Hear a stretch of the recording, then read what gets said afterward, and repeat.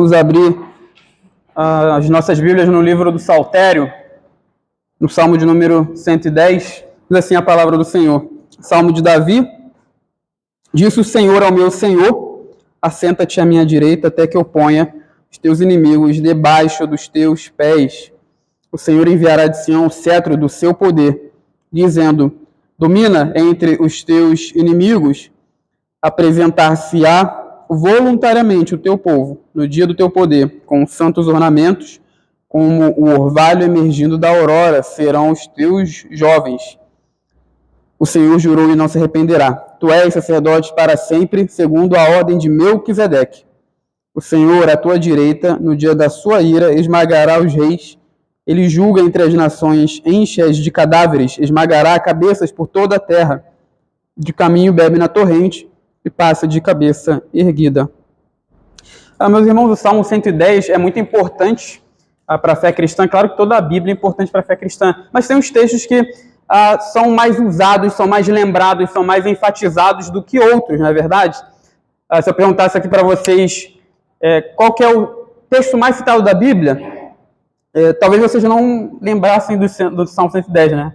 Talvez você citasse Isaías 53 ou Salmo 23, mas dificilmente alguém iria lembrar desse salmo aqui, que é o Salmo 110. Só que é exatamente esse que é o salmo mais enfatizado, mais citado em toda a Bíblia. E quando eu falo Bíblia aqui, lembre-se, estou falando do Novo Testamento, tá? Os cristãos, vocês sabem muito bem, eles faziam alusões, citações do Antigo Testamento, e esse salmo aqui está entre os preferidos. Na verdade, ele parece ser o preferido dos primeiros cristãos. Ele aparece várias e várias vezes em vários textos, por exemplo, Mateus 22, 43 a 45, Marcos 12, 36, 37, Lucas 20, 42, 44, Atos 2, 34 a 36.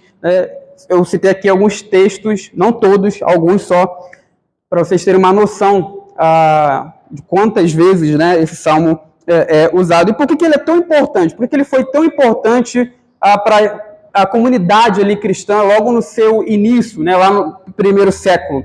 Porque eles expressavam a natureza da ressurreição e da ascensão e exaltação de Cristo com esse salmo aqui, né? Cristo ressuscitou dentre os mortos, ele foi elevado aos céus, e o Salmo 110 se cumpre, ele é realizado na vida do nosso Senhor Jesus, através da sua exaltação ao lado direito, à destra de Deus, nosso Pai. É interessante que esse salmo, meus irmãos, ele é um salmo que a gente caracteriza aí como do tipo real, né? O gênero literário dele é o gênero real. Lembra que nós vimos aqui várias e várias vezes, quando a gente fala aqui do livro dos Salmos, quando a gente lembra, a gente tem a oportunidade de falar aqui que os salmos, eles têm gêneros literários diferentes, existem tipos de salmos diferentes. Então, é por isso que a gente não pode ler todo o salmo como se fosse a mesma coisa. Não, o livro dos Salmos é um livro de cântico, é um livro de oração. Aí a gente lê só lembrando disso. Normalmente a gente faz isso. Mas quando a gente lembra também que o Saltério contém vários tipos diferentes de salmos, para ocasiões específicas, né? Salmos de lamento, salmos de louvor, isso enriquece a nossa compreensão bíblica, enriquece a nossa compreensão do Saltério. E aí, nós temos dentro desse gênero literário os salmos reais, né? Por vezes esses salmos reais vão falar de Yahvé como rei. Então a gente vai lá no Salmo 95, deixa eu lembrar aqui se é o 95 mesmo, ou melhor, 93, 97, veja aí como é que eles começam, com essa exclamação, essa afirmação, né? Reina o Senhor, Salmo 93, reina o Senhor, Salmo 97, reina o Senhor. Então tá vendo? São salmos que são de gênero literário real. Eles enfatizam Deus como rei, eles enfatizam o reinado do Senhor. E em outros salmos, o foco está no rei humano. E nós temos vários salmos espalhados pelo Saltério que falam especificamente do rei humano, né? por exemplo, Salmo 2, Salmo 18, Salmo 21, Salmo 45, Salmo 72, 89, esse aqui, né, 110, 132 e 144, né? E o Salmo 110, ele tem um destaque importante aqui para a gente, né? A gente quer lembrar disso aqui, porque ele está no 5º livro do Saltério. Lembra que o livro dos Salmos, ele não foi escrito todo junto, né? Não foi uma pessoa só que escreveu, foram várias pessoas que escreveram separadamente. Uma pessoa, né, usada por Deus, compilou esses cânticos, essas orações, esses louvores. Então, uma pessoa compilou todos esses cânticos que foram escritos em tempos diferentes, por pessoas diferentes, em um único livro, né, que a gente chama de saltério.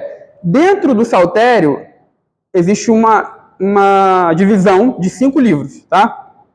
E aí, cada livro tem um tema específico, e o Salmo 110, ele está no 5º livro do Saltério, onde o tema principal é louvar ao Senhor pelo retorno do exílio babilônico e o início da nova criação, tá? Nova criação não nos termos diretos do Novo Testamento, né? Mas a ideia de que quando Deus restaura o seu povo é uma nova criação, tá? A gente encontra esse tema da nova criação em vários lugares da Bíblia. Por exemplo, depois do dilúvio há uma nova criação, né? Existe um Adão ali, a descendência dele, que no caso ali é representado por Noé, né? E agora, com o retorno do exílio de Israel, né, aquilo ali também é uma nova criação, é Deus restaurando o seu povo, é Deus subjugando o poder do mal e restaurando o seu povo. Então, há uma importância desse salmo aqui dentro desse contexto de retorno do exílio, de nova criação.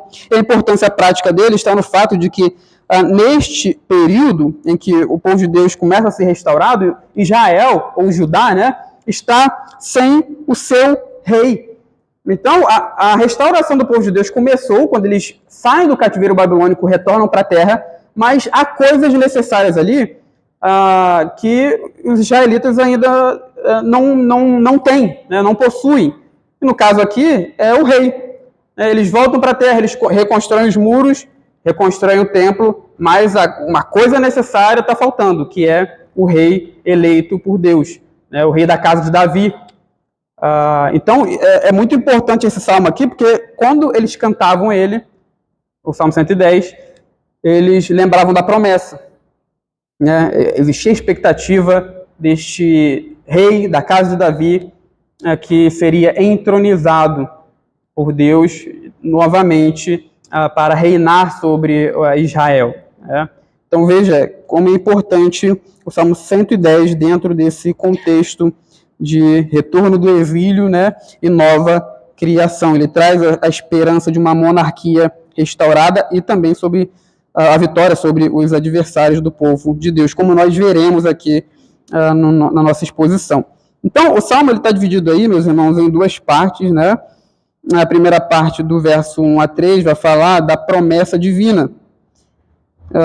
E a parte 2, do verso 4 a 7, vai falar do juramento divino. Então, Deus, a primeira parte, vai fazer uma promessa, que é de entronizar o rei e dar vitória a ele sobre os adversários. Na segunda parte do Salmo, ele vai fazer isso, só que com um juramento. A ideia é de que com um juramento ali, a promessa é firmada. É claro que, no que diz respeito a Deus, toda promessa é firmada. Mas a gente vai ver por que Deus jura. A gente vai ver mais para frente por que Deus faz juramentos. Então, alguém pode ler para a gente aí o versículo 1, por favor? Disse o Senhor ao meu Senhor, assenta-te à minha direita, até que eu ponha os teus inimigos debaixo dos teus pés. Então, meus irmãos, a primeira parte do nosso texto vai começar com uma fórmula que a gente chama de fórmula profética, né? Que fórmula é essa, né? No nosso texto aqui aparece disse, né? O verbo aí disse, mas poderia ser traduzido como oráculo do Senhor, né? A ideia de oráculo de Yahvé, né? Oráculo é uma palavra divina, profética, né? Então, oráculo de Yahvé ao meu Senhor. Normalmente, nos Salmos, essa expressão não aparece. Ela aparece muito nos livros proféticos. Normalmente, o profeta, quando ele vai falar da parte de Deus, ele usa aquela forma que a gente viu em Obadias, assim diz o Senhor, e termina com a expressão oráculo de Yahvé, né, ou oráculo do Senhor. Só que nas nossas traduções, normalmente, essa expressão que aparece ali no hebraico é traduzida como disse o Senhor, né? Então, normalmente, você pegar aqui o texto bíblico traduzido, ele vai trazer essa expressão disse o Senhor, e não o oráculo do Senhor, mas poderia ser traduzido como oráculo, porque dá a ideia de que é uma palavra divina, é Deus que está falando. E aí, é exatamente essa ideia. O salmista aqui está falando como um profeta, né? Está falando da parte de Deus, e ele diz aqui, ó, oráculo do Senhor ao meu Senhor. Então, ele chama a pessoa a quem a palavra divina é dirigida de meu Senhor. Então, quando o salmista faz isso aqui, ele está estabelecendo uma hierarquia ali entre ele e a pessoa que está recebendo a palavra profética, né? Essa pessoa é superior ao salmista, é superior ao intermediário ali da revelação divina, né? Que no caso aqui é o próprio Davi, né?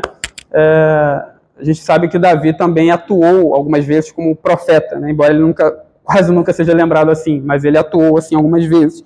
Então, Davi está se colocando aqui debaixo desse Senhor, né? Se coloca como subserviente a quem a mensagem é entregue. E qual é a mensagem divina, né? Ele fala aí, senta do meu lado direito, até que eu coloque os teus inimigos debaixo dos teus pés. Então aqui, meus irmãos, o rei é convidado a se assentar do lado direito de Yahvé, né? Do lado direito do Deus de Israel. E é claro aqui que a ideia de se assentar do lado direito é um simbolismo bíblico, né? Deus não tem lado. Como é que eu me assento do lado de Deus? Deus não tem lado, Deus é onipresente, não tem como eu me assentar literalmente do lado dele. Então, qual que é o sentido aqui? É de posição de honra. No Antigo Oriente Próximo, a gente encontra algumas esculturas, né, de reis sentados do lado de uma divindade. Você encontra isso no Egito, alguns faraós sendo colocados ali, esculturas de faraós do lado das divindades egípcias. Qual que é o sentido? Que o faraó está sendo colocado ali numa posição de dignidade, de honra, né? E aqui é a mesma coisa, Deus vai colocar esse rei numa posição de honra, ele vai exaltar esse rei, né? E mais especificamente, ele vai participar do governo de Yahvé sobre o mundo. Não é apenas exaltar, não é apenas honrar, é honrar também, claro, mas esse rei irá governar o mundo como corregente do próprio Deus de Israel. E aqui, esse reinado é até que ele coloque todos os inimigos como um estrado dos pés, ou a gente poderia traduzir também como um banquinho, né, para os pés. E, novamente, aqui, a ideia do simbolismo. Vocês sabem muito bem que o estrado dos pés era onde os reis colocavam os pés, né? Eles estavam sentados no trono, aí colocava-se tipo um banquinho debaixo ali dos pés dele para ele colocar os pés por cima desse banquinho, né? Só que aqui o Salmo traz a ideia de uma vitória sobre inimigos que são subjugados. Isso aqui é importante a gente destacar, porque colocar o pé sobre adversários, sobre pessoas que são vencidas numa guerra, a ideia de vitória, de subjugação. Essa é a imagem que traz aqui. Eu vou colocar os teus inimigos. Depois que eu fui estudar esse texto, que eu fui parar para ver a ideia aqui que parece meio terrível, né? Porque é a ideia de você pisando em cima de pessoas, tá? Então veja, essa imagem aqui, como se fosse um massacre. O Salmo ele vai caminhar dentro dessa linha. No final vai falar de Deus pisando, esmagando cabeças de pessoas, né, dos seus adversários. Então veja, a ideia de que esse rei ele vai subjugar todos os inimigos do povo de Deus. E aí a gente tem algumas referências bíblicas bem interessantes. Alguém abre lá, Josué 10, 24 a 25, e outro no Salmo 108, 13. Trazido eles a Josué, chamou este todos os homens de Israel, e disse aos capitães do exército que tinham ido com ele. Chegaram, pondo o pé sobre o pescoço destes reis, chegaram e puseram os pés sobre o pescoço deles. Então Josué disse: não temais o Deus de vocês, serem fortes e corajosos, porque assim fará o Senhor a todos os vossos inimigos, contra os quais pelejaram. Então, tá vendo? Obrigado, meu irmão. Tá vendo? Josué, ele, na guerra ali, junto com Israel, vence os reis. Ele fala, ó, cheguem-se, ele fala aos oficiais, né? Cheguem-se e coloquem os pés sobre eles. Porque assim Deus fará com os seus adversários. Então, vitória, subjugação de um exército adversário. Salmo 108, 13. Deus faremos a vitória e Ele dará os nossos adversários. Então, a mesma ideia aí. Então, tá vendo que essa ideia de colocar o pé por cima de alguém, pisar em uma pessoa, traz a ideia de vitória e poder, né, do rei vencedor. É interessante, depois os irmãos pesquisem lá, eu ia trazer, mas eu não encontrei meu pendrive, né? Mas tem uma estela bem interessante, é um monumento, né? Coloca a estela de Naram-Sin, que foi um rei da Acádia, e essa estela mostra esse rei vencendo um exército inimigo, né? E ele pisando sobre os perdedores, né? O exército que perdeu. Então, era bem comum essa imagem de pisar sobre alguém para designar ou descrever a vitória. Né? E dessa mesma forma, Deus aqui promete que Ele vai colocar todos os inimigos debaixo dos pés do rei eleito, né, que Ele escolher para reinar. A gente para aqui para fazer uma aplicação. Meus irmãos, provavelmente esse salmo ele foi cantado em várias épocas de Israel, principalmente enquanto o povo de Deus refletia sobre a restauração de Israel e ao mesmo tempo em que a monarquia estava ausente. A gente lembra aqui que quando Israel voltou do exílio não tinha rei. Então eles cantavam esse salmo aqui, mas não existia rei, né? Então é bem importante esse contexto. E nesse contexto, Israel estava em grande fragilidade e, aparentemente, a monarquia tinha sido completamente destruída sem previsões exatas de algum retorno. Enquanto isso, reis poderosos detinham o controle de Israel. Dentro deste contexto, a cena de um rei do lado direito do Senhor, com inimigos debaixo dos seus pés, parece fantasiosa demais. Mas foi através dessa reflexão e do cantar deste salmo que o povo de Deus encontrou esperança na promessa. Assim também foi na época do povo de Deus no Novo Testamento. O próprio Jesus encontrou esperança neste salmo. Ele viu aqui a promessa da sua vindicação. Lembra que o nosso Senhor Jesus, quando ele estava ali diante dos seus adversários, né, a liderança religiosa ali de Jerusalém, ele foi intimado. Fala, você é o Cristo ou não é? E ele sabia que se ele falasse que era, ele seria julgado, condenado. Seria levado à morte. Ele sabia que aquela hora era a hora que o Pai tinha determinado para ele. E ele afirma que é o Cristo e também faz alusão a esse salmo aqui, né, lá em Marcos 14:62, vereis o Filho do Homem assentado à direita de Deus, vindo sobre as nuvens do céu com poder e grande glória. Então, é interessante que Jesus ele pega a imagem deste Salmo 110 e a imagem de Daniel 7, que fala do Filho do Homem se achegando ao ancião de dias, que é uma representação de Deus ali, e ele, das mãos desse ancião, recebe o reino. Então, ele faz a junção desses dois textos, tá? Então, o nosso Senhor Jesus, ele encontrou nesse salmo aqui a promessa da sua própria vindicação. Ele seria justificado, inocentado por Deus. Os primeiros cristãos expressaram também a sua fé no senhorio de Jesus através deste salmo. Eles viveram na época da dominação romana, quando os césares, os imperadores, colocavam todos os povos debaixo dos seus pés. Mas, nesse contexto, os primeiros cristãos afirmavam: Jesus é Senhor. e falavam do Salmo 110.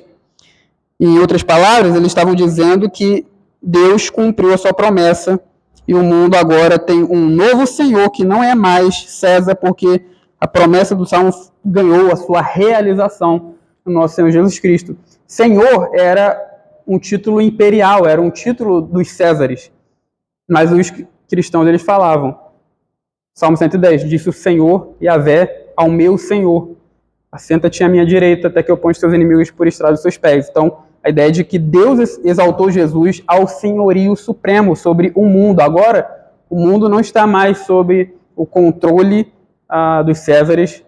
O imperador não é o senhor do mundo. O senhor do mundo é o Senhor Jesus Cristo. E nós hoje também, meus irmãos, guardamos e esperamos nessa promessa aqui do Salmo, né? Porque o que acontece? Nós sabemos que nosso Senhor Jesus Cristo já foi exaltado, que ele é Senhor sobre o mundo, mas ainda há os adversários da igreja, né? Os adversários, os inimigos do povo de Deus, que se levantam contra nós. São líderes políticos, por exemplo, sob o controle do império das trevas, querendo destruir, reprimir o cristianismo. E o Salmo 110, então, ele nos convida a esperar o dia em que os adversários serão vencidos completamente e Satanás será colocado debaixo dos nossos pés por meio do nosso Senhor Jesus Cristo. Essa é a promessa que Paulo faz alusão lá no capítulo 16, versículo 20 de Romanos.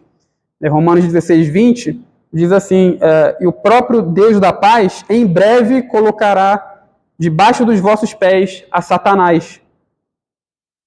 Então, o que Paulo está fazendo? Está apontando para cá. Está lembrando do Salmo 110. Em breve, Deus vai colocar debaixo dos pés de vocês Satanás, o adversário da igreja. Então, nós aguardamos ainda o cumprimento final e pleno. Já está se cumprindo, o Salmo 110, mas nós aguardamos o cumprimento final, né, quando todos os inimigos serão, de fato, subjugados. Aí Paulo vai falar que o último inimigo a ser derrotado é a própria morte, lá em 1 Coríntios 15. E aí, quando o último inimigo for derrotado, o próprio Senhor Jesus Cristo, o Rei, vai entregar o reino ao seu Deus e Pai, para que Deus seja tudo em todos. Então, nós aguardamos essa promessa. E aí, o verso, né, de número 2, alguém lê para a gente, por favor? Continuando aí. Senhor enviará de Sião o cetro do seu poder, dizendo, domina os teus inimigos. Então, o verso de número 2 vai falar da extensão do reino. O rei, ele governa a partir de Sião. O Senhor enviará de Sião. Então, de Sião vai sair esse cetro, né? O rei governa a partir de Sião, que é a morada de Deus, onde o Senhor escolheu habitar. Mas esse reino, ele não está apenas em Sião. Ele é expandido, né? Ele envia, por isso a palavra aí, a ideia de enviar o cetro, né? Não é que o rei coloca o cetro na mão de um mensageiro e sai levando meu cetro por aí, não. A ideia aqui é simbólica, né? O cetro é simbólico para mostrar essa ideia de realeza. Então, a realeza desse rei se estenderá além de Sião. O que a gente vê aqui? O que a gente aprende aqui? Que o reino, esse reino aqui de Deus, não é restrito a um local particular, né? Ele não está contido em uma localidade apenas. Ele se estende e a ponto de o rei governar no meio dos adversários, né? E é interessante aí que a ideia que aparece no verbo aí, domina, eu coloquei aqui, deixa eu ver, o verbo governar aqui carrega o sentido de uma regra imposta a um povo, mesmo que resistam. Então, veja, existe um reino, esse reino se estenderá e o rei dominará sobre os adversários, mesmo que eles não queiram. Né? Mesmo que os adversários não queiram, esse rei vai subjugá-los. Tá? É uma regra imposta, né, sobre eles. É interessante que os governantes assírios, eles usavam essa palavra quando falavam do exercício poderoso e autoritário com o sentido de subjugar e submeter povos para o benefício e a paz do seu próprio reino. Então, é essa ideia que aparece aqui. Existirão pessoas, adversários, que não não obedecerão, né, esse rei voluntariamente. Eles irão resistir, mas o rei dominará, mesmo que eles não queiram. Isso vai ser imposto a eles, né? E guardadas as proporções aqui, nós podemos usar, por exemplo, como ilustração, quando um filho resiste à ordem dos pais. O pai ou a mãe manda o filho fazer uma coisa, aí a criança não quer fazer. Aí o pai ou a mãe, né, vai impor, vai falar. Ou você faz isso, ou você vai ser castigado, de alguma forma. Então, às vezes as pessoas não gostam muito dessa palavra impor, né?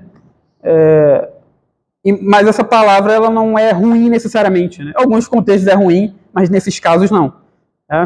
Um pai ou uma mãe impor ao filho que ele faça alguma coisa que é correta, não é errado. Na verdade, é o correto. E aí esse rei vai fazer a mesma coisa. Ele vai impor mesmo que os adversários não queiram. Então, é interessante que esse texto aqui ele fala dessa extensão do reino, né?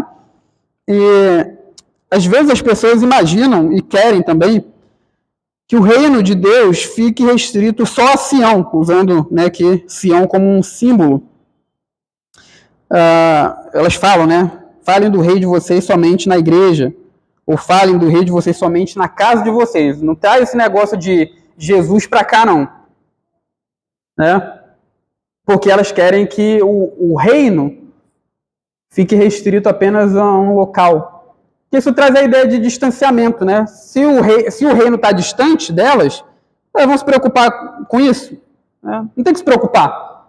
É algo longe delas. Não tem relação nenhuma com elas. Então as pessoas elas gostam disso, né? Os ímpios eles querem isso, que o nosso Senhor e Rei Jesus ele fique restrito só a Sião, né? Usando aqui a igreja como Sião como um símbolo para a igreja. Que Cristo fique só na igreja. Só fala de Cristo no culto de vocês, na casa de vocês. Não traz isso aqui para o trabalho, não. Né? Sendo que é uma concepção enganosa delas, porque não tem como impedir isso. Cristo já está reinando. O fato delas quererem que nós não falemos dele, isso não vai impedir o reinado de Cristo. Né? O reino de Cristo não pode a ser contido. E nós, por vezes, nós cristãos, nós temos uma ideia errada sobre esse reino, porque, por vezes, a gente pensa que o reino de Deus está contido apenas na igreja mesmo. A gente, às vezes, escuta as pessoas falarem a igreja é o reino de Cristo. Só que não, né? Nós somos o povo que se submete a esse rei. Nós somos o povo desse rei e que se submete a ele. Mas o reino de Deus extrapola a igreja. Né? O reino de Cristo é mundial. Ele governa sobre o mundo todo. Então, o reino de Cristo não é a gente. A gente se submete a esse rei, mas o reino dele extrapola as localidades, né? Abrange todo o mundo. Isso aqui é importante a gente lembrar. E aí, o texto continua, no verso de número 3, e o verso de número 3 parece indicar aí que o povo mostrará apoio ao rei de duas formas, né? Então ele fala aí, apresentar-se voluntariamente teu povo no dia do teu poder, com santos ornamentos como o orvalho emergindo da aurora, serão os teus jovens. Então, a ideia aqui é que o povo de Deus vai mostrar apoio a esse rei, de duas formas. Né? Qual é a primeira forma?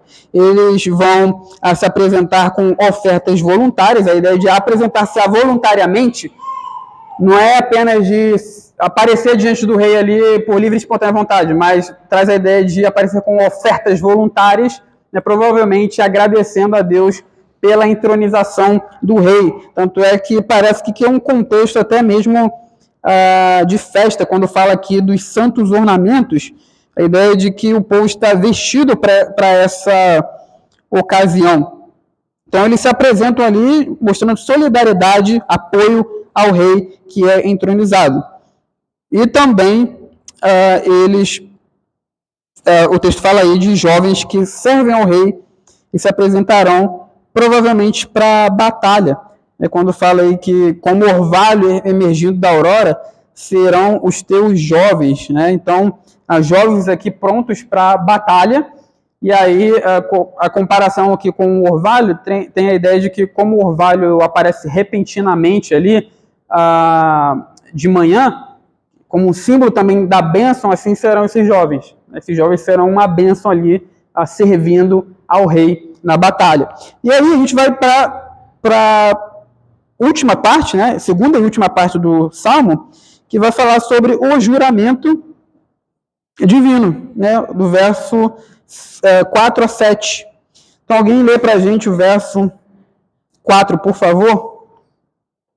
O Senhor jurou e não se repetirá, pois sacerdote para sempre, segundo a ordem do rei Melquisedeque. Então, isso aí. Nome difícil, né? Pior, é mais fácil em português do que no hebraico. Tá? O hebraico é mais difícil ainda. Mas a ideia aqui, meus irmãos, é que lembra que a gente mencionou aí no início do nosso estudo que esse salmo aqui, ele era cantado num contexto onde o povo lembrava do retorno do exílio, da nova criação. Né? Então, qual que é o sentido aqui? Que o salmo ele convida os leitores, ou as pessoas que cantam ele, a confiar na restauração davídica. E aqui, o convite do Saltério, o convite do Salmo 110, tem a ver com o juramento. Né? Ele convida o povo de Deus a confiar no cumprimento da promessa, só que ele chama a nossa atenção para o juramento de Yahvé, né? E qual que é o sentido desse juramento aqui? O juramento lembra a promessa de Deus feita a Davi, quando ele fez uma aliança com o rei. Isso aparece, por exemplo, lá no Salmo 89, 36 e 38 e no verso 50. Alguém abra para a gente ler, por favor, Salmo 89, 36, 38 e o verso 50 também, no Salmo 89. Sua posteridade durará para sempre. O seu trono, como o sol perante o sol, ele será estabelecido para sempre como a lua e fiel como a testemunha do espaço. Tu, porém, refugiaste e rejeitaste, te indignaste com teu ungido. Desculpa, presbítero. O senhor leu certo aí parte do texto, mas era o 35 também. 35. Uma vez jurei por minha santidade e serei eu falso a Davi. Aí ele fala, né? Sua posteridade durará para sempre, o seu trono como o sol perante mim. E o verso 50, o senhor pode aproveitar aí também e ajudar a gente. Senhor, o opróbrio dos teus servos, e como trago no peito a injúria de muitos povos. E o 49, por favor. Que é feito o Senhor das tuas benignidades de outrora, juradas a Davi, por tua fidelidade? Então veja, o juramento aqui lembra dessa promessa que Deus fez a Davi. Deus fez uma promessa e jurou. A sua posteridade reinará, né? Resumindo aqui. Então veja, o juramento ali do Senhor traz para a gente a confiança de que Ele vai cumprir a sua promessa, mesmo que, né, o povo ali na época estava voltando ali para a terra, estava começando ali a restauração, não havia rei. Na verdade, quem reinava sobre o povo eram nações estrangeiras, mas o Salmo está chamando a confiança. Eu vou estabelecer um rei, e eu faço isso com juramento. Por que Deus jura? A gente mencionou isso no início, né? Deus não precisa jurar, porque Deus é a verdade. Ele não pode mentir. Se Deus não pode mentir, por que Ele jura? Por causa de nós. Né? É por causa de nós que Ele jura. Na verdade, todo juramento é assim. Quando a pessoa jura, ela não está pensando diretamente nela mesma. Ela quer convencer o outro de que ela vai cumprir o que ela está falando. Então, eu falo chego para o pastor Paulo e falo, pastor, eu vou... Embora, assim, juramento também não tem que ser banal, né? Não pode ser banal. Mas num contexto específico, eu faço um juramento a ele, eu faço o juramento para que ele confie em mim, né, no que eu estou falando. Deus, ele faz a mesma coisa. A gente sabe que ele não pode mentir, que ele vai fazer o que ele prometeu. Mas ele jura para que a gente creia, para que aquilo que ele está falando fique mais ainda estabelecido, mais firme ainda. Isso é segurança para nós. E eu não estou inventando isso aqui, tá? Hebreus 6 fala isso. Hebreus 6, eu vou ler aqui para os irmãos. É um texto muito importante e bonito aqui dentro desse contexto. Ele vai usar o contexto do juramento que Deus fez a Abraão. Mas a mesma coisa é aplicada aqui ao Salmo 110, né? Hebreus 6,13. Pois quando Deus fez a promessa a Abraão, visto que não tinha ninguém superior por quem jurar, jurou por si mesmo, dizendo, certamente abençoarei e te multiplicarei. E assim, depois de esperar com paciência, obteve Abraão a promessa. Pois os homens juram pelo que lhes é superior. Os homens juram pelo que lhes é superior. E o juramento, servindo de garantia para eles, é o fim de toda contenda. Então, tá vendo? O juramento ele tem uma garantia. Quando a gente jura em contextos sérios, eu estou garantindo que eu vou cumprir o que eu estou falando. Então, isso é para nós fim de contenda.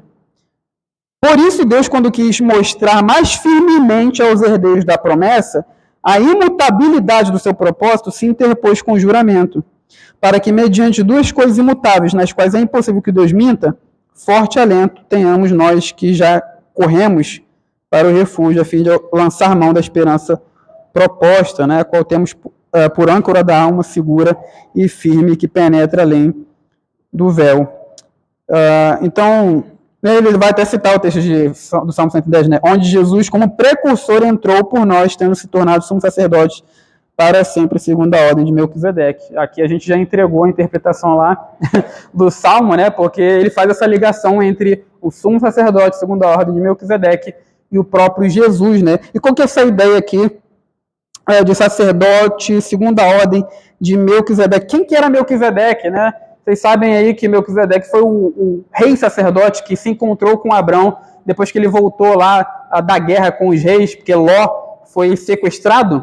Ló morava em Sodoma, aí houve guerra ali entre reis, Ló foi sequestrado junto com as pessoas ali, aí Abrão saiu para resgatar Ló. Ele conseguiu, pela graça de Deus, derrotar os reis, resgatou Ló, e aí, quando ele voltou da guerra, Melquisedeque se encontrou com Abrão. E esse Melquisedeque era o rei de Salém, que é Jerusalém. Ele foi o rei de Salém anterior a Davi, muito antes de Davi. E ele também, ao mesmo tempo que era rei, era sacerdote. Era muito comum isso, que reis também desempenhassem uma função sacerdotal. Em Israel não era assim. A gente encontra alguns reis desempenhando algumas funções que são semelhantes ali a funções sacerdotais, Por exemplo, Salomão, a gente estava até conversando aqui no começo, Salomão lá, a oração de Salomão, dele consagrando ali a casa, então ele dirige ali o povo de Deus num ato litúrgico, mas são coisas muito específicas assim, geralmente a gente encontra, na verdade, os sacerdotes apenas em funções sacerdotais, reis em Israel não tinham essa função, mas aqui Deus ele está mostrando que esse rei que virá, que seria como se fosse um novo Davi, a ele é atribuída mais uma função, que é ser sacerdote também. Então, esse rei será rei sacerdote, segundo a ordem de Melquisedeque, segundo a função legal de Melquisedeque. É por isso que Hebreus, depois, ele vai citar esse salmo aqui várias e várias vezes, porque ele dá uma ênfase no sacerdócio de Cristo, E aí, Deus então está prometendo, jurando que vai restaurar a monarquia e vai dar uma função nova a esse rei. E aí, caminhando para o final, o verso 5 vai dizer aí, o Senhor à tua direita no dia da sua ira esmagará os reis, o verso 6 e 7. Ele julga entre as nações, enche-as de cadáveres, esmagará cabeças por toda a terra, de caminho bebe na torrente, passa de cabeça erguida. Então, lembra lá que a gente falou do massacre, né? Aqui está a cena brutal do Senhor dando vitória ao seu rei. É o próprio Senhor que peleja com esse rei. Então veja aí, o Senhor à tua direita no dia da sua ira esmagará os reis. O Senhor está à direita do rei que foi entronizado. A ideia de que ele está ali presente. Quando o Deus ele está à direita de alguém, traz essa ideia de presença divina e de segurança também que ele dá para o rei. Isso aparece, por exemplo, no Salmo de número 16, verso de número 8. Né, Davi fala que o Senhor está à sua direita. E aí ele julga entre as nações, enche de cadáveres, esmagará cabeças por toda a terra. Né? A mesma imagem que aparece lá, do rei pisando inimigos, agora é o próprio Deus Yahvé que pisa sobre os adversários. De caminho bebe na torrente, passa de cabeça erguida. Esse verso aqui é difícil de entender, né? Tem várias possibilidades, mas aqui nós achamos mais coerente dentro do contexto, né? É que existem várias imagens no mundo antigo de quando um exército militar, né, ele vencia seus adversários e bebia da água deles, a ideia de que eles estavam sendo hostis, eles estavam humilhando esses adversários, né? É um sinal, um ato provocativo de superioridade sobre o povo conquistado. Então, essa ideia de que Yahvé está mostrando a sua conquista, está mostrando provocando, né, seus adversários, mostrando a superioridade dele. E aí a imagem continua aí com a ideia de que ele está de cabeça erguida, né? Até no mundo de hoje, né, quando a gente fala, fulano tem o nariz em pé, a ideia de superioridade, tá? No caso aqui de Yahvé, ele pode, né, porque ele é Deus. A gente não pode fazer isso, né? A gente tem que ser humilde. Então, meus irmãos, caminhando aí para o final, nós temos algumas verdades que o texto nos fala. Nós vimos aí como Cristo foi entronizado, né, à destra de Deus. Ele cumpre as expectativas messiânicas, né, sobre restauração da casa de Davi. Então, o povo de Deus ficou sem rei por muito tempo, né, desde a época que eles voltaram do exílio. Teve uns reis ali, mas não era da casa de Davi, né, que a gente chama de dinastia Asmoneia, que foi no período ali próximo dos Macabeus. Teve alguns reis ali, mas não eram da casa de Davi. Então, mesmo que eles estivessem reinando, a gente não dá para falar que aquele reinado era o cumprimento disso aqui, né, da promessa. Então, o trono de Davi ficou vazio até o dia em que Deus exaltou Jesus, ressuscitou Jesus dentre os mortos e o elevou à sua direita, né, a ideia de, como nós vimos, de honra, de exaltação, exaltou Jesus como corregente do mundo. O texto também nos fala aqui que o reino de Cristo não está restrito à igreja, mas abrange o mundo todo. E é como nós falamos, nós não podemos pensar que Deus é rei somente nos nossos corações. A gente às vezes afirma isso. Isso é verdade, tá? Isso é verdade. Deus é rei nos nossos corações. Mas o reino de Deus não está restrito aos nossos corações, está fora de nós também. Ele governa sobre o mundo todo. Nós precisamos ter isso em mente, que por mais que políticos apareçam, autoridades que prometem coisas, prometem mudanças, não são essas autoridades que reinam sobre a nossa vida, mas é o próprio Messias, né? É o próprio Deus, o nosso Senhor Jesus Cristo. E o Salmo 110, eu quero terminar aqui, que foi algo que a gente não falou, nós encontramos muitas imagens agressivas e militares, né? A gente viu aqui de pessoas sendo esmagadas, rei, o próprio Deus pisando sobre corpos, né? Então, a ideia de que traz uma cena brutal aí, militar, né? Corpos debaixo dos pés, nações cheias de cadáveres, pés esmagando cabeças. E esse é o destino, esse realmente é o destino daqueles que não se submetem ao rei eleito de Deus. Todos aqueles que se mantêm obstinados, que não se submetem ao Senhor Jesus Cristo, serão finalmente destruídos, A gente lembra aqui do Salmo 2, que fala para a gente beijar o filho, né? A ideia de submissão, para que ele não se ire. Então, a ideia de que aqueles que não se submetem a Cristo, a ira do Cordeiro cairá sobre eles.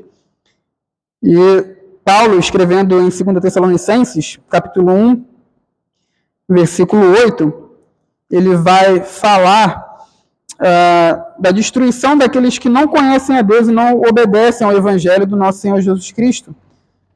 Isso acontecerá na vinda do Senhor. Então, 2 Tessalonicenses, capítulo 1, vai falar aí, em chama de fogo, ou seja, contexto aí, está falando da parousia, né, que é a vinda do nosso Senhor Jesus Cristo. Ele estará presente novamente. Então ele virá e ele vai se manifestar com os anjos do seu poder, como fala o versículo 7, em chama de fogo, versículo 8, tomando vingança contra os que não conhecem a Deus e contra os que não obedecem ao Evangelho de nosso Senhor Jesus Cristo. Estes sofrerão penalidade de eterna destruição, banidos da face do Senhor e da glória do seu poder, quando vier para ser glorificado nos seus santos e ser admirado em todos os que creram naquele dia, porquanto foi criado entre vós o nosso testemunho. Então, nesse dia, Cristo será aclamado, ele será glorificado como rei. Né? A gente vai sair como se fosse lá o verso de número 3, né? Do Salmo 110, com ofertas voluntárias, com ornamentos, né, aclamando Jesus como rei. Ele será glorificado pelo seu povo nesse dia. Mas os inimigos do povo de Deus, aqueles que não conhecem a Deus nem obedecem ao Evangelho de Jesus Cristo, sofrerão penalidade de eterna destruição. Então, o que o Salmo 110 fala lá, do rei, né, esmagando cabeças, se cumprirá nesse dia. Né? Que Deus nos ajude e nos dê esperança, né, expectativa no retorno do Senhor, de que Ele nos livrará dos nossos adversários, né, e que nós não estejamos no meio deles, né, que nós não estejamos no meio dessas pessoas que não se submetem, porque isso é possível. Pessoas que estão no hall de membros da igreja, vêm para as reuniões, mas o coração delas ainda não é do Senhor, são pessoas que não se submetem ao rei, né, estão aqui, mas o coração não está com os adversários, né? Está com os inimigos. Então, se nós estivermos nesse meio, nós seremos destruídos.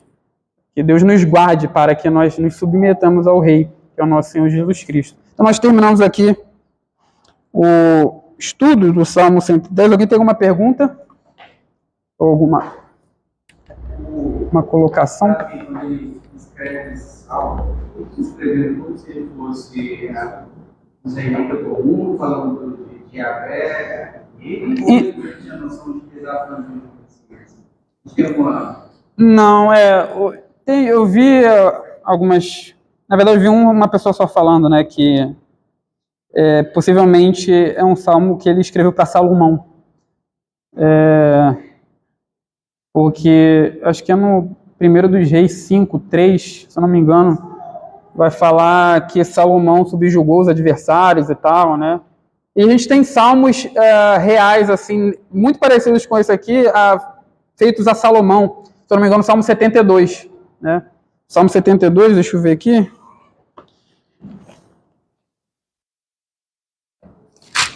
Salmo 72, tá vendo aí? Salmo de Salomão? Aí tem a questão que o hebraico, ele pode ser entendido aqui, Salmo para Salomão, tá?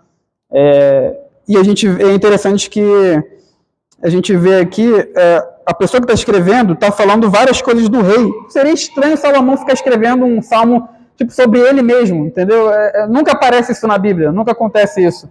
Então é bem provável que aqui, ao invés de ser Salmo de Salomão, ou seja, tendo Salomão como seu autor, seja um salmo para Salomão. Né? O Salmo 45 também foi escrito para um rei. Então existia essa ideia de escrever cântico para o rei, né? Louvando a Deus pelo rei. Então, possivelmente, Davi escreveu tendo em mente Salomão. Se ele tinha em mente Jesus Cristo depois, eu acho difícil, né? Mas porque ele provavelmente estava pensando no contexto ali do contexto dele, né? Mas o que importa é que depois se cumpre em Cristo, né? Então, não sei se deu para entender. Deu? Isso aí, com licença, Mateus, licenciado Mateus, isso é interessante, porque os escritores bíblicos, eles veem muitas coisas, né? É o já e ainda não, né? Eles veem muitas coisas dentro da perspectiva deles, mas o Espírito Santo, se valendo da inspiração, aponta para algo futuro. Exatamente. Quando Moisés escreve sobre o profeta semelhante a ele que viria, eu já falei isso aqui, né? Provavelmente aquele profeta ele era Josué, né? Que ele foi o segundo Moisés ali liderando o povo de Deus para a terra, e Deus falava com ele, e quem não ouvisse Josué era cortado, né? Tanto é que Moisés fala lá, quem não ouvir esse profeta, ele será eliminado do povo. Provavelmente no contexto ali da época era Josué, mas a gente sabe que futuramente isso teve a sua realização plena em Jesus Cristo, né? Perfeito, isso mesmo. Você vê, por exemplo, lá em Gênesis, quando Eva tem Caim, né, que é o primeiro filho, ela vai dizer lá, né, receber um varão com o auxílio do Senhor. E alguns teólogos entendem que ela está achando que Caim é o Messias, sim, que vai pisar a cabeça da serpente. Sim, sim. Depois ela vai descobrir que não. Então, os homens que escrevem a Bíblia, eles escrevem dentro das perspectivas deles, mas é o Espírito Santo guiando eles para falar daquilo que vai se cumprir, sim, plenamente em Cristo. É interessante que Pedro, na sua primeira carta, ele fala isso, né? Que os profetas falavam, eles não entendiam, aí ficavam investigando para ver quando é que aquilo ali... O Espírito Santo estava apontando. Exatamente. O que apontava o Espírito Santo. Sim. Para onde ele apontava? Sim. Eles viviam na realidade deles, mas o Espírito Santo estava apontando para algo maior. Sim, sim. Legal isso. Inspiração. Mas eu só queria, irmãos, depois desse estudo muito bom do licenciado Mateus, só reforçar que ele falou muito bem aqui sobre essa linguagem bélica e militar da volta de Cristo, e é isso que se encontra em Apocalipse, lá no final do livro de Apocalipse, quase no final, né? Capítulo 19, quando fala de duas realidades, lá no capítulo 19, do júbilo no céu dos eleitos, como você falou, né? Sim. Jesus Cristo vem salvar o seu povo, finalmente, né? E fala da destruição da besta e do falso profeta. E a linguagem é muito parecida com o Salmo 110. Que ela diz assim, carnificina. Apocalipse 19:11, né? Viu o céu aberto e eis um cavalo branco. O seu cavaleiro se chamava Fiel e Verdadeiro, e julga e peleja com justiça. Os seus olhos são como chama de fogo. Na sua cabeça há muitos diademas, com um nome escrito que ninguém conhece, senão ele mesmo. Está vestido com um manto tinto de sangue, e o seu nome se chama o Verbo de Deus. É uma referência clara a Jesus Cristo, né? E seguiam os exércitos que há no céu, montando cavalos brancos, com vestiduras de linho finíssimo, branco e puro. Agora veja, sai da sua boca uma espada afiada, para com ela ferir as nações. E ele mesmo as regerá com um cetro de ferro, e pessoalmente pisa o lagar do vinho, do furor da ira do Deus Todo-Poderoso. E aí vai descrevendo, né? Depois, o versículo 17 diz que há um anjo que conclama, né? Vinde, reuni-vos para a grande ceia do Senhor, para que comais carnes de reis, carnes de comandantes, carnes de poderosos. A ideia de um banquete é da vitória sobre os inimigos de Deus. Você vê que o texto tem muita linguagem lá do Salmo 110 e fala de Jesus Cristo vencendo como um grande líder militar, né? Sim. A gente tem que lembrar disso aí também, né? Que Cristo é um rei guerreiro, né? Ele vence aí os inimigos do seu povo. E às vezes é pouco lembrado, né? Por nós. Porque senão, irmãos, também a gente acaba distorcendo a pessoa de Cristo. Porque Cristo é compassivo, ele é amoroso, ele é salvador, é misericordioso, ele é tudo isso. Só que ele não é só isso. Ele também é o rei que vai se irar, vai derramar sua ira.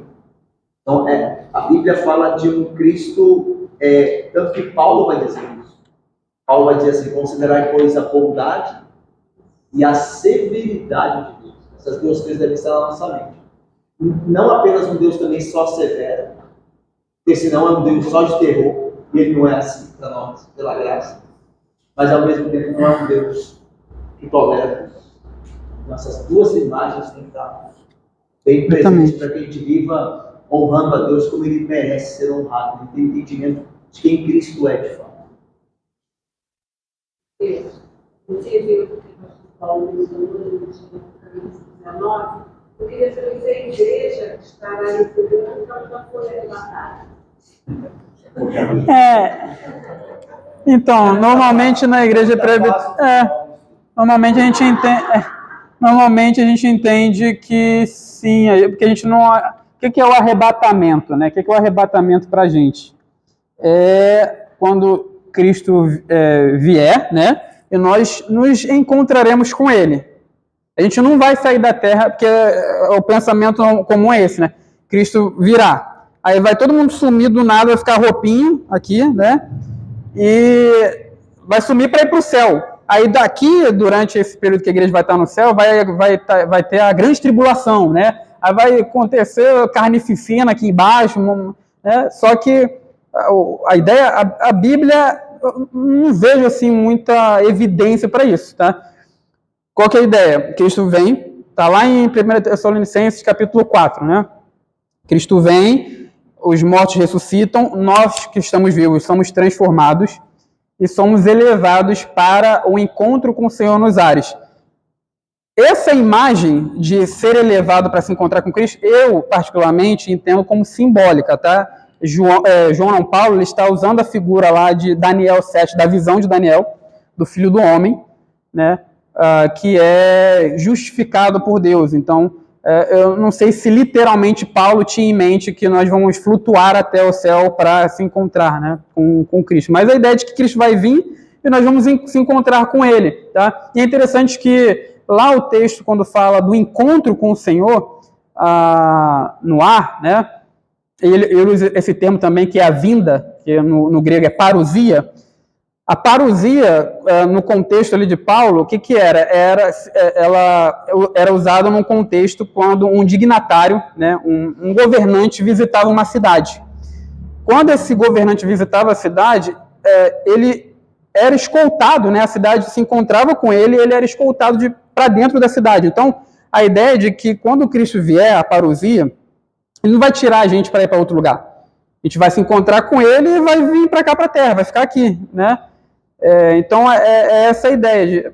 Paulo está usando um termo ali que é próprio da época dele, né, que é a parousia, ou vinda, que a gente traduziu como vinda, e traz essa ideia mesmo. Né? Ele vai vir, ele não vai tirar a gente para ir para outro lugar, a gente vai se encontrar com ele e vai ficar aqui, né, e vai ser estabelecida a nova criação, que a gente crê que acontecerá quando o Messias retornar em glória. Né?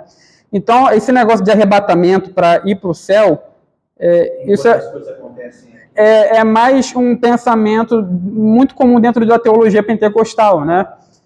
Normalmente os presbiterianos não creem nisso, né? E a gente vai participar, licenciado Matheus, nós participaremos desse juízo de Cristo, né, contra os ímpios. Tanto que Jesus diversas vezes fala do Evangelho, né? Eles se levantarão, né, no juízo para condenar essa geração. Então, essa destruição que Deus dará por meio de Cristo aos ímpios, né, nós participaremos dela. É o que dá a entender. Isso isso depois da grande tribulação. Grande tribulação, alguns teólogos entendem, e aí foi para mais. Mas grande tribulação entende-se que quando o anticristo vier, aqueles que creem, pessoal que creem no anticristo, né? Isso geralmente os amilenistas creem no anticristo. Quando ele vier, então a igreja sofrerá a grande tribulação. Então, se nós estivermos aqui, então nós passaremos pela grande tribulação. Ou seja, o evangelho se diminuirá de muitos, a igreja verdadeira será perseguida, e o anticristo vai ter poder sobre o mundo que jaz no maligno, e aí então virá o Cristo. Vai destruir o anticristo. Com o sopro da sua boca, e nesse momento nós vamos nos reunir com ele.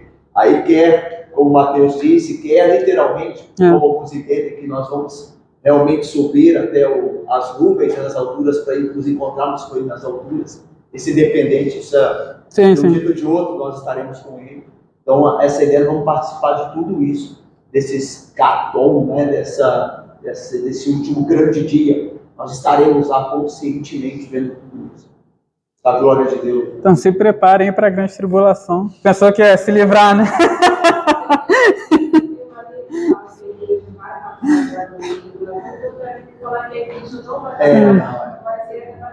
Nós somos da linha que diz que vai.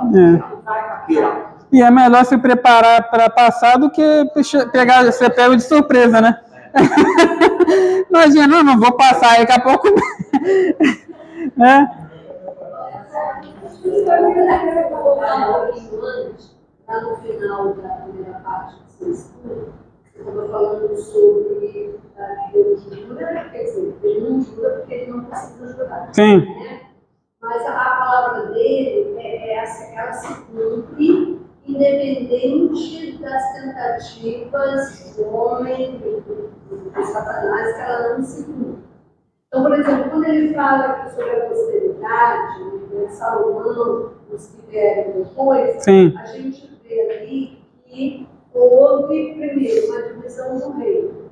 Nessa divisão do reino, alguém que não era da linhagem de Davi assume Israel, mas a linhagem de Davi continua em Israel. Lá na frente, a gente vê a tentativa, por exemplo, de Atalia de destruir toda a linhagem de Davi, né, para que apareça falso que o nosso Messias viria da linhagem de Davi, né? E aí, essa ação de Deus, isso nos dá assim, uma perspectiva que nós podemos estar tranquilos, que Ele está cuidando de tudo.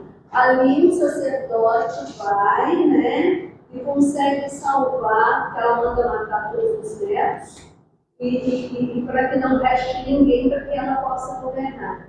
E um bebê, ele é ali, Preservado. Exatamente, preservado, escondido, e depois com 7 anos ele se torna rei e a linhagem de Davi segue através dele. Sim. Então é interessante isso, porque não só nisso, mas em toda a história da humanidade, né, relatada principalmente na palavra de Deus, que a gente pode descansar. Uhum.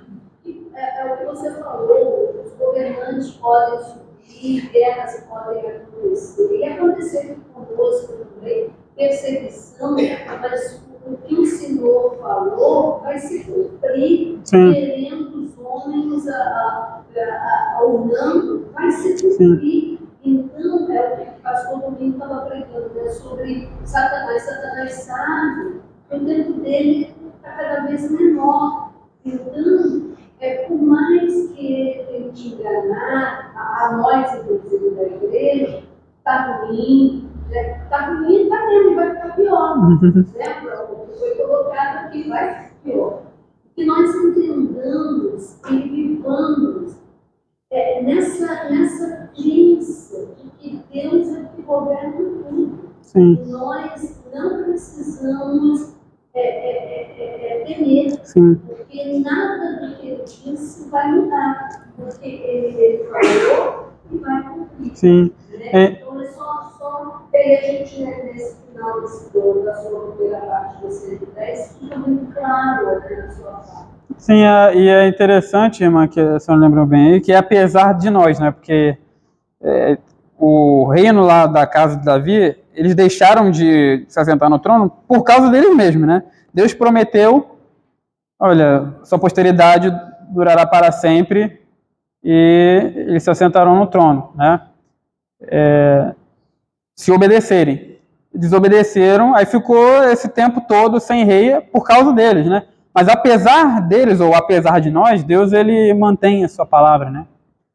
Tanto é que ele cumpriu, trazendo o nosso Senhor Jesus Cristo, né?